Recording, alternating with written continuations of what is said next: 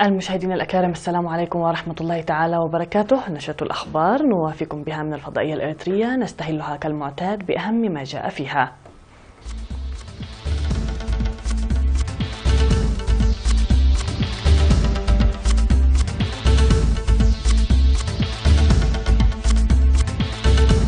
النفير الشعبي ينجز برامج تنموية فعالة في القاش باركا. دعوة للحذر من مواد التجميل على الجلد. دورة تدريبية للمسرح والرقص والموسيقى.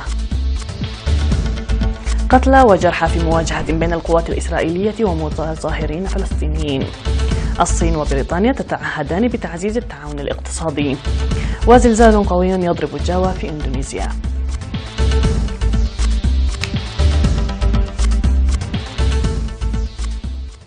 من العناوين إلى التفاصيل، أهلا بكم.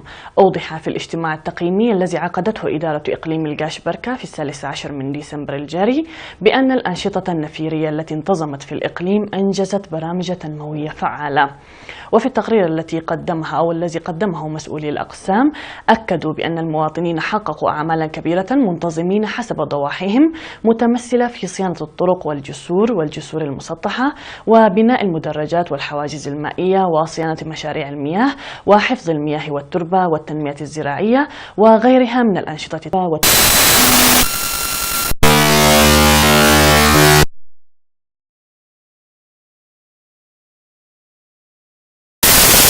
وأفراد قوات الدفاع، وقد اكتسب من خلالها خبرات وتجارب ثرة.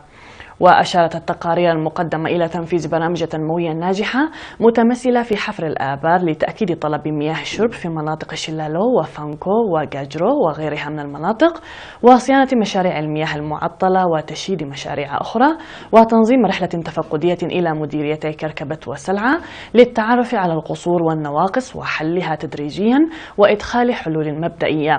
كما قدمت تقارير حول تنظيم الأنشطة لتعزيز إيرادات ودخل الإقليم، ومراقبة وتقليص المنصرفات غير المرغوب فيها، والتعرف على التطورات التي شهدتها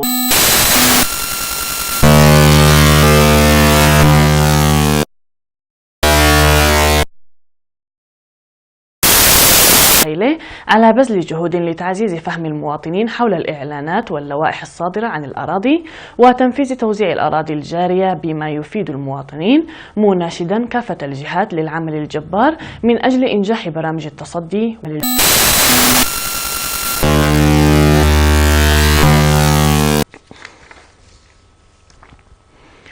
عقد مجلس إقليم شمال البحر الأحمر اجتماعه الدوري الرابع عشر بمدينة مصوع في 12 و13 من ديسمبر تحت شعار التصدي والتنمية للتطور المستدام. وقال رئيس المجلس السيد إبراهيم علي الشيخ في الكلمة التي ألقاها، قال إن المجلس يعمل كجسر بين الحكومة والشعب والاستماع لطلبات المواطنين ومتابعة تنفيذها، داعيا أعضاء المجلس للقيام بدورهم لتنفيذ فاعل لبرامج التنمية الموضوعة لعام 2018. وأوضح المدير العام لإقليم شمال البحر الأحمر السيد كبروم عند ميكائيل عن تنفيذ أنشطة دافعة للتطور الاقتصادي بالإقليم، داعيا لتقوية التجربة الشعبية المكتسبة لحماية التربة وحفظ المياه، وشرح البرامج التي منحت الأولوية في عام 2018. وقدمت في الاجتماع تقارير عن البرامج التنموية عامة والبنية التحتية والخدمات الاجتماعية والتنمية الزراعية وحماية التربة والمياه والشؤون الإدارية المنفذة والتي قيد التنفيذ. وأوصى المجلس لمنح الاهتمام لرفع مشاركة المرأة في التعليم ومحاربة العادات الضارة والدفع بأنشطة النظافة وحماية البيئة وتقوية برامج التشجير والمحميات والإسراع لبناء عيادتي عيلة بابو وبدة وإيجاد حل لمشكلة مياه دهلك وطريق كرن نقفة وصيانة الطريق أفعبت شعب وشعب قحتلاي مصوع فرو الذي جرفته السيول وقضايا أخرى.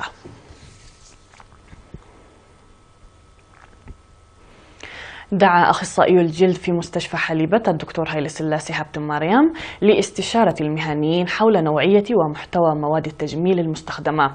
وقال إن جلد الإنسان يتكون من 3 طبقات تساعد للمحافظة على درجة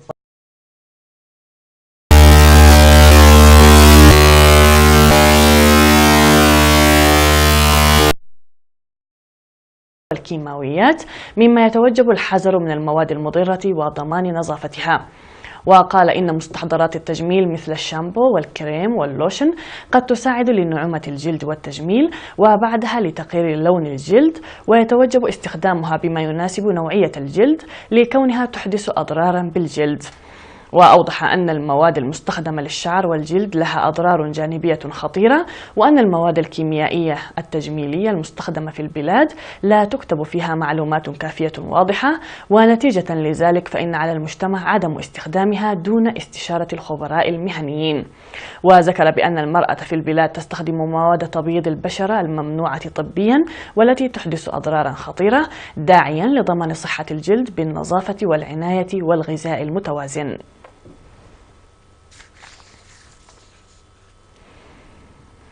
نظم ضابط التعبئة والتوجيه المعنوي بوزارة الدفاع دورة تدريبية ل30 من أعضاء فرقة سيسينا الفنية التابعة لهيئة الإدارة في الكتابة المسرحية والرقص والموسيقى. وأوضح مسؤول الفرقة الرائد أجهنس نجاش في مراسيم اختتام الدورة أن الدورة التدريبية التي نظمت لأكثر من شهرين اشتملت على الأدب والتمثيل والرقص وصناعة الأفلام والشعر والموسيقى، وأشاد بجهود المدربين والمتدربين لإنجاح الدورة التدريبية، داعيا المشاركين في الدورة لتطوير التأهيل الذي اكتسبوه خلال العمل. وأشار المشاركون في الدورة إلى أن الدراسة النظرية والتطبيقية التي تلقوها تدعم معرفتهم السابقة، داعين لضمان مواصلتها. وقال قائد ضابط التعبئة والتوجيه المعنوي العقيد سلمون سيوم إن الدورات التدريبية المستمرة ضرورية لصقل القدرات والتطوير. وشهدت المناسبة عروضا أعدها المتأهلين.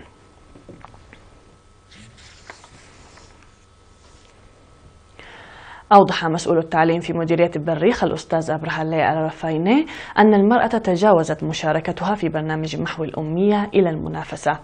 وقال في تصريح لوكالة إرينا إن برنامج التعليم ينفذ في 21 قرية بالمديرية بفعالية ومشاركة كبيرة، مشيدا بدور المعلمين وأولياء الأمور.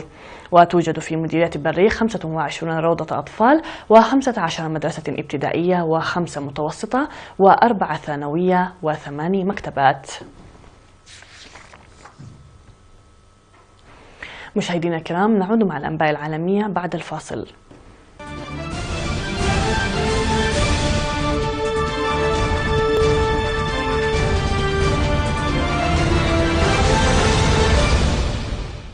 في الأنباء العالمية، قال مسؤولون بقطاع الصحة إن جنودا إسرائيليين قتلوا بالرصاص 4 فلسطينيين وجرحوا 160 آخرين في احتجاجات مستمرة للأسبوع الثاني على قرار الرئيس الأمريكي دونالد ترامب الاعتراف بالقدس عاصمة لإسرائيل. وسقط معظم المصابين في منطقة الحدود بين قطاع غزة وإسرائيل، حيث تجمع آلاف الفلسطينيين لرشق الجنود الإسرائيليين بالحجارة من وراء سور شديد التحصين. وقال مسعفون إن 2 من المحتجين أحدهما على مقعد متحرك قتلا وأصيب 150 آخرون. وفي الضفة الغربية قال مسعفون إن محتجين 2 لقيا حتفهما وأصيب 10 آخرون بنيران إسرائيلية. وقال جنود بالشرطة الإسرائيلية إنهم أطلقوا النار على رجل قرب مدينة رام الله بعد أن طعن أحدهم. وشهد قطاع غزة كل ليلة تقريبا قيام نشطاء فلسطينيين بإطلاق صواريخ صوب إسرائيل، لكنها لم تتسبب في سقوط ضحايا. وقتلت غارات جوية شنتها إسرائيل ردا على ذلك 2 من أعضاء حماس. قالت الحكومة البريطانية في بيان اليوم السبت عقب محادثات في بكين بين وزير المالية البريطاني فيليب هاموند ومسؤولين صينيين إن الصين وبريطانيا تعهدتا بمواصلة وتعزيز التعاون بشأن مجموعة كبيرة من القضايا الاقتصادية والمالية والتجارية. وأضاف البيان أن البلدين سيشكلان مجموعة جديدة مشتركة من البلدين ردها إسرائيل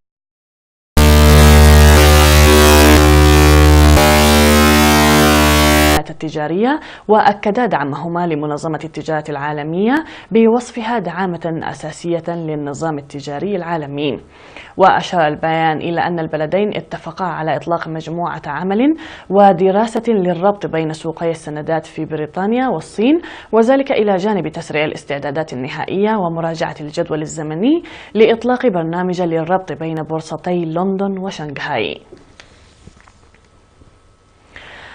قالت هيئة المسح الجيولوجي الأمريكية إن زلزالا بقوة 6.5 درجة ضرب جزيرة جاوا في إندونيسيا، وذكرت السلطات أن شخصين على الأقل قتلا ولحقت أضرار بعشرات المباني.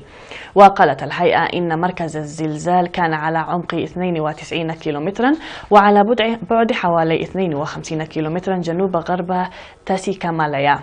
وقالت الوكالة الوطنية لمكافحة الكوارث في إندونيسيا إن الزلزال أدى إلى إصدار تحذير من أمواج مد عاتية أي السونامي في جنوب جاوا، لكن مركز التحذير من أمواج السونامي في المحيط الهادي قال إنه لم يتم رصد موجات عاتية. وشعر السكان بالهزات في وسط وغرب جاوا، ووقعت أضرار ببعض المباني. وهز الزلزال المباني في العاصمة الإندونيسية جاكرتا. وجدت بلدة بورايا الحدودية في تايلاند نفسها في طليعة معركة جديدة ضد سلالات من الملاريا مقاومة للأدوية قد تقوض محاولات عالمية للقضاء على المرض. وتسببت الملاريا في وفاة نحو 445 ألف شخص في العام الماضي، أكثر من 90% منهم في دول إفريقية جنوب الصحراء، لكن أرقام الوفيات انخفضت إلى النصف تقريبا منذ عام 2000، غير أن المكاسب التي تحققت بشق الأنفس معرضة للخطر بعد ظهور هذه السلالات في كمبوديا ثم انتشارها إلى لاوس وتايلاند وفيتنام. وتأمل تايلاند في القضاء تماما على الملاريا بحلول عام 2024 مع ظهور أقل من 10,000 حالة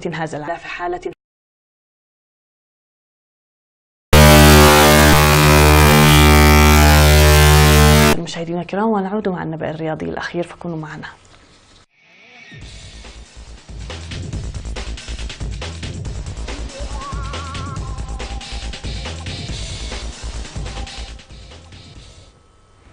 في النبأ الأخير، نال المصري محمد صلاح مهاجم نادي ليفربول جائزة أفضل لاعب لشهر نوفمبر في الدوري الإنجليزي الممتاز لكرة القدم بعد نجاحه في تسجيل 7 أهداف في 4 مباريات. ويتصدر صلاح ترتيب هدافي الدوري برصيد 13 هدفا، متقدما بفارق هدف واحد عن مهاجم توتنهام هاري كين، كما سجل 20 هدفا في مختلف المسابقات منذ انتقاله إلى ليفربول مطلع الموسم الحالي مقابل 39 مليون جنيه استرليني. وكان صلاح نال جائزة أفضل لاعب إفريقي لعام 2000.